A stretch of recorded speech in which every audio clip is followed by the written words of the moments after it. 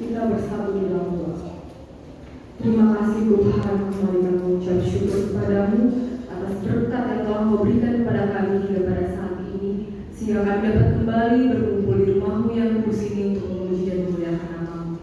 Sebentar Tuhan, kami akan mendengar sebagian dari firman-Mu. Berbicaralah Tuhan, karena kami siap mendengarkan. Di dalam nama Tuhan Yesus Kristus, kami mengucap syukur kepadamu. Amin. Pembacaan firman kita terambil dari kitab Mazmur pasal yang ke-22 ayat yang ke-26 sampai ke-32.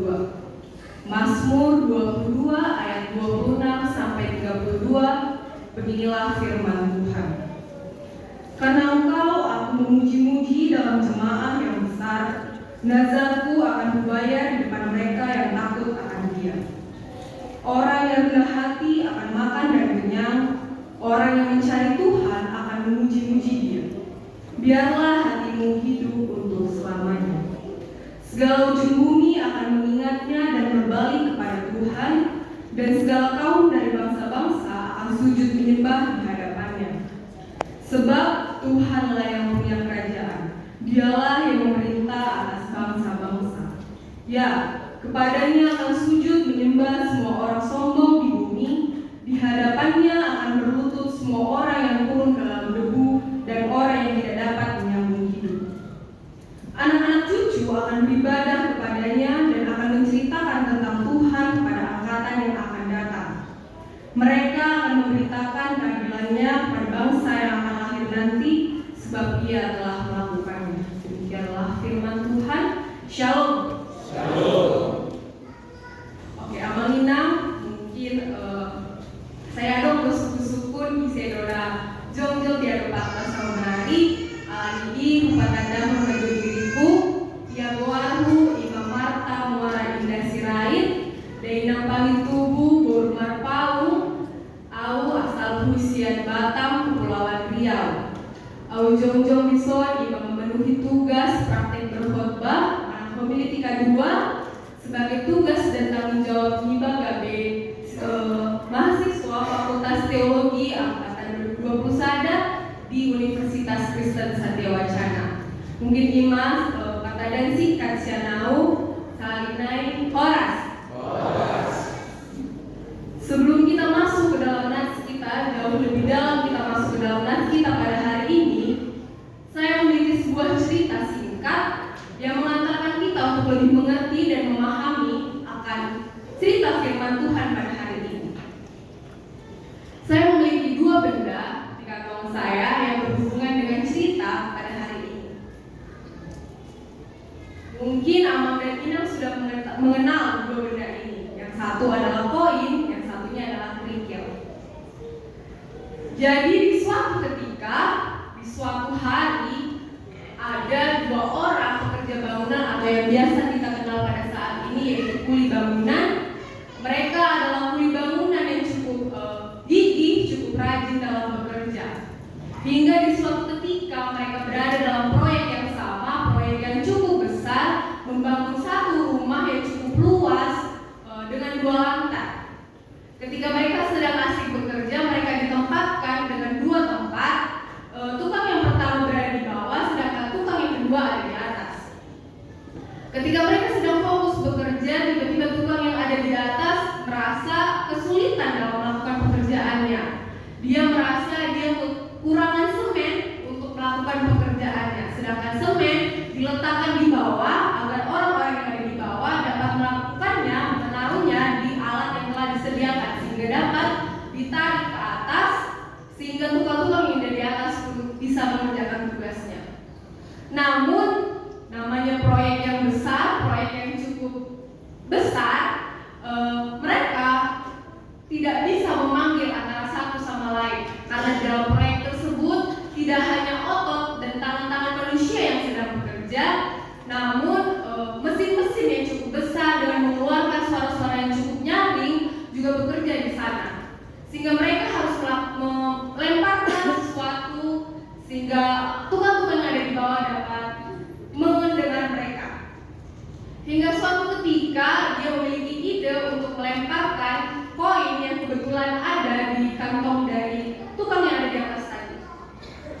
sekali, 2 kali dia lemparkan hingga koinnya habis, tidak disangka tukang yang ada di bawah tersebut tidak sama sekali mendongak atau menoleh ke atas, melainkan dia hanya mengambil koin tersebut, mengambilnya dan menaruhnya di kantongnya, lalu kembali melanjutkan pekerjaan.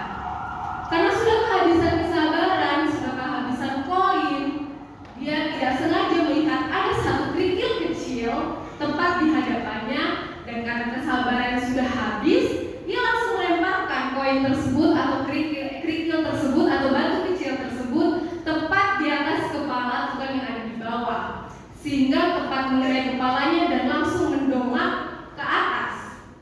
Lalu ia hendak protes apa sebenarnya maksud dan tujuan tukang yang ada di atas tadi melemparkan kerikil kecil tersebut di kepalanya, sehingga ketika tukang yang ada di bawah telah menoleh, tukang yang ada di atas dapat memberikan maksud dan tujuan yang mengapa ia melemparkan kerikil tersebut, dan mereka dapat bekerja dengan baik.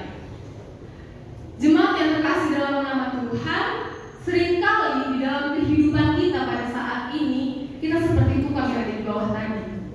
Ketika kita mengalami penderitaan, ketika kita mengalami kegelisahan, ketika kita mengalami kegundahan di dalam kehidupan kita, begitu juga kerikil-kerikil kecil tersebut berada dalam kehidupan kita, hal tersebutlah yang membuat kita justru mendongak ke atas. Ketika kita berada dalam sukacita, ketika kita berada dalam hal-hal positif di dalam kehidupan kita seringkali lupa siapa dan bagaimana hal tersebut dapat terjadi dalam kehidupan kita. Namun ketika penderitaan itu jatuh di dalam kehidupan kita, seperti apa respon kita? Kita langsung mendongak, menoleh ke atas, ingin mempersalahkan Tuhan atas apa yang terjadi dalam kehidupan kita pada saat ini. Jemaat yang dikasih Tuhan, firman kita terambil dari kitab Mazmur, yang dimana saya yakin di sini dari sekolah minggu juga kita sudah mengetahui kitab Mazmur merupakan kitab yang memiliki pasal terbanyak di dalam kitab, yaitu 150 pasal. Kitab ini mengisahkan tentang doa-doa Daud, doa-doa dari pemazmur itu sendiri yang disampaikan melalui nyanyian atau pujian yang dia tuliskan di dalam Alkitab. Terkhusus pada pasal yang ke-22 ini merupakan doa, merupakan nyanyian atau pujian yang disampaikan oleh pemazmur akibat dia merasakan kegelisahan di dalam kehidupannya, akibat dia merasakan penderitaan yang cukup berat dalam kehidupannya. Mungkin kita di sini menebak-nebak apa sebenarnya yang terjadi bagi pemazmur pada saat kondisi seperti itu. Mungkin yang ada dalam pikiran kita hanya penderitaan-penderitaan biasa yang dialami oleh manusia, sakit, masalah keluarga atau masalah kerajaannya pada saat itu. Namun jika kita telusuri lebih dalam, ternyata pemazmur merasakan bahwa bahkan dia merasakan harkat dan martabatnya sendiri sebagai manusia sudah hilang. Dia menganggap dirinya seperti cacing yang sudah memasuki hal-hal yang menjijikan. Dia bahkan sudah disingkirkan oleh orang-orang yang ada di sekitarnya. Jika kita menganggap diri kita seperti itu, bagaimana respon kita dalam kehidupan kita? Bahkan di saat kondisi seperti itu, dia menganggap ketika dia berdoa, ketika dia memuji nama Tuhan, dia malah menganggap bahwa dirinya tidak didengarkan oleh Tuhan. Bahkan di saat kondisi seperti itu, banyak orang yang belum mengenal Tuhan pada saat itu menyindir, menyerang imannya dalam konteks itu. Orang-orang tersebut mempertanyakan keberadaan Tuhan yang disembah oleh pemazmur itu sendiri ada di mana.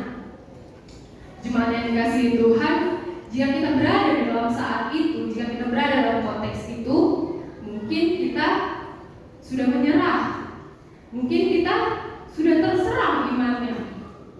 Jika kita mengalami masalah dengan keluarga, kita mengalami masalah dalam sekolah, kuliah, mengalami masalah dalam pekerjaan, lalu ketika kita berusaha untuk berdoa kepada Tuhan, namun kita merasa bahwa doa kita tidak didengar, doa kita tidak direspon oleh Tuhan, lalu kemudian ada orang-orang yang menyerang iman kita, mempertanyakan keberadaan Tuhan, mungkin kita sebagai manusia biasa, kita akan terserang imannya. Kita akan merasa bahwa ya memang benar Tuhan tidak ada ternyata. Namun dalam konteks ini, apa yang terjadi bagi pemazmur? Justru sindiran-sindiran dan tuduhan pada imannya membuat dia semakin giat, semakin kokoh imannya untuk menjadi pribadi yang takut akan Tuhan. Ia justru semakin berpengharapan kepada Tuhan. Jemaat yang dikasihi oleh Tuhan, kita sebagai manusia mungkin sering mengalami keadaan yang sama seperti pemazmur.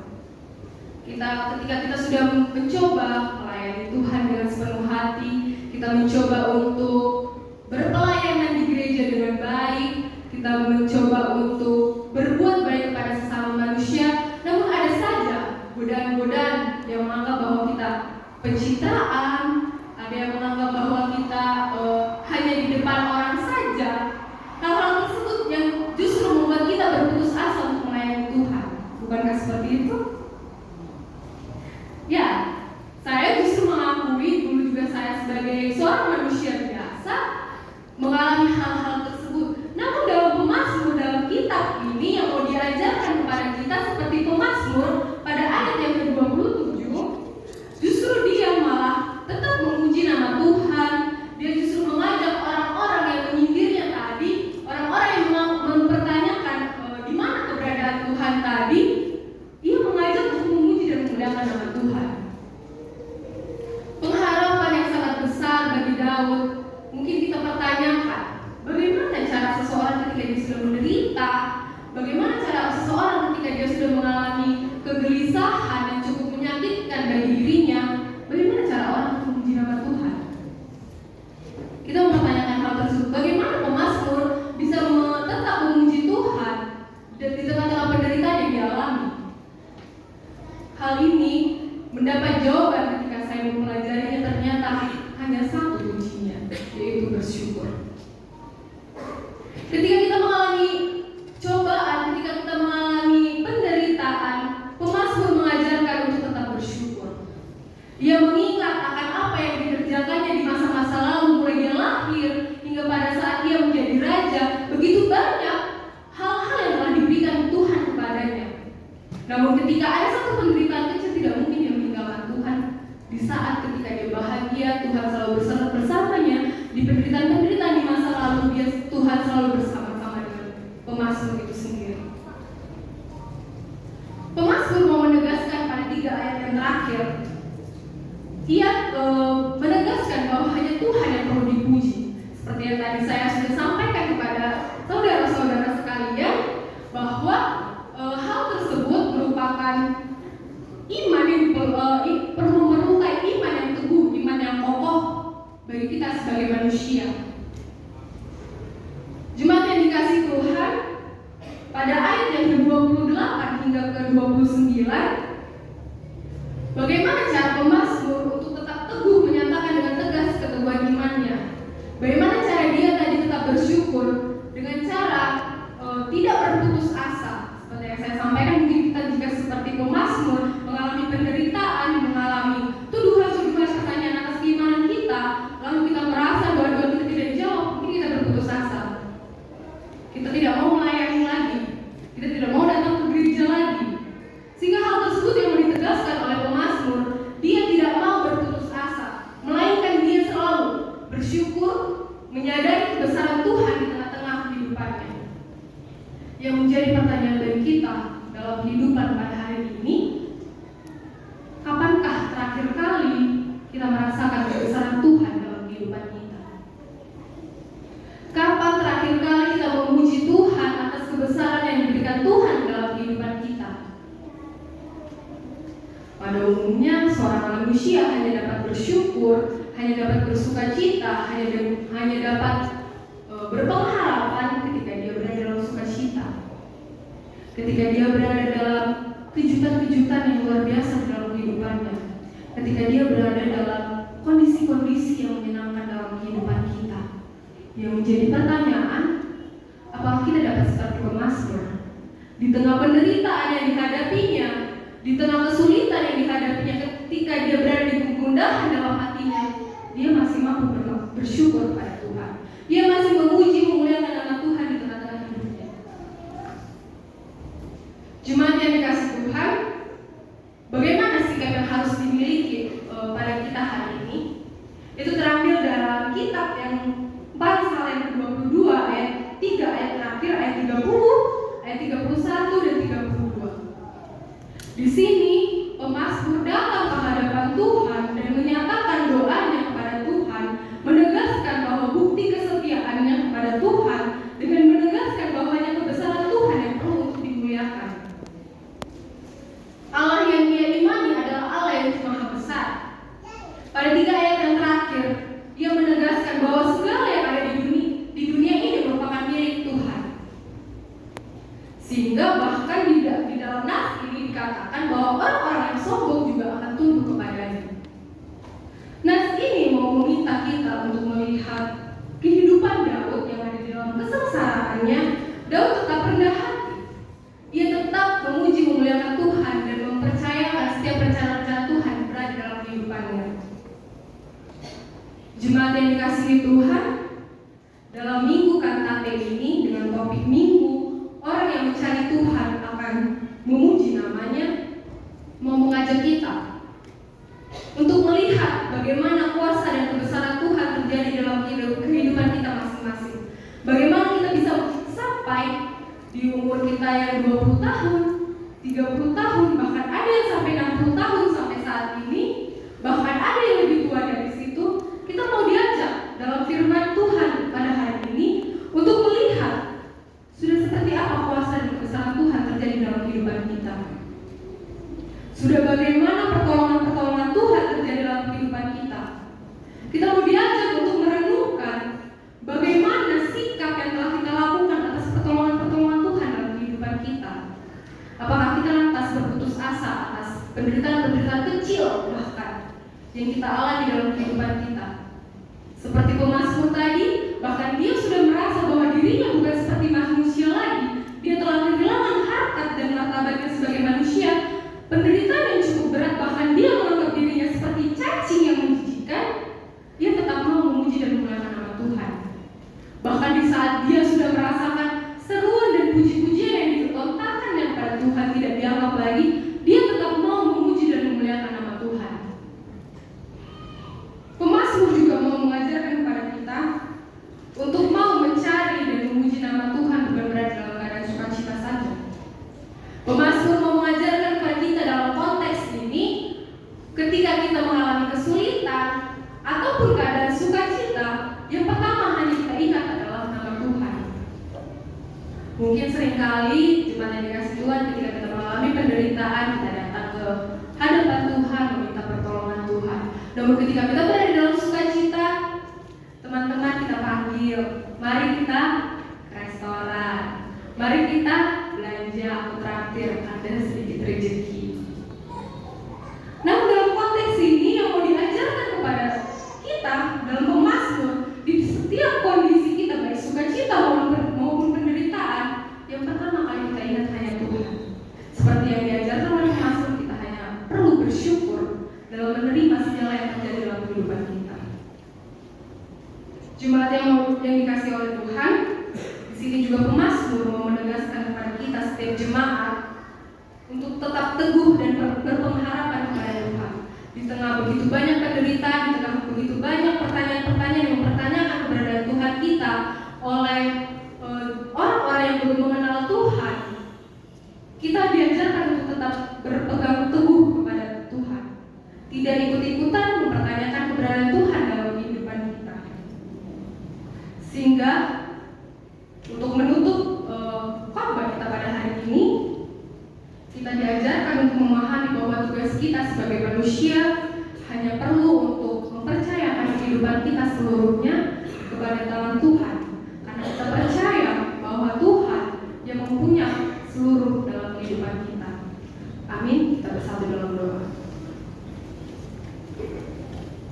Terima kasih Tuhan atas berkat yang telah Kau berikan kepada kami, sehingga kami dapat mendengar sebagian dari firman Tuhan.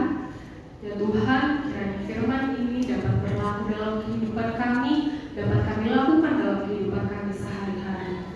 Kami juga berdoa Tuhan untuk gereja-Mu, HKBP Malang Tuhan, Engkau yang memberkati Tuhan, biarlah gereja ini dapat menjadi saluran berkat untuk setiap orang yang berada di dalamnya Tuhan.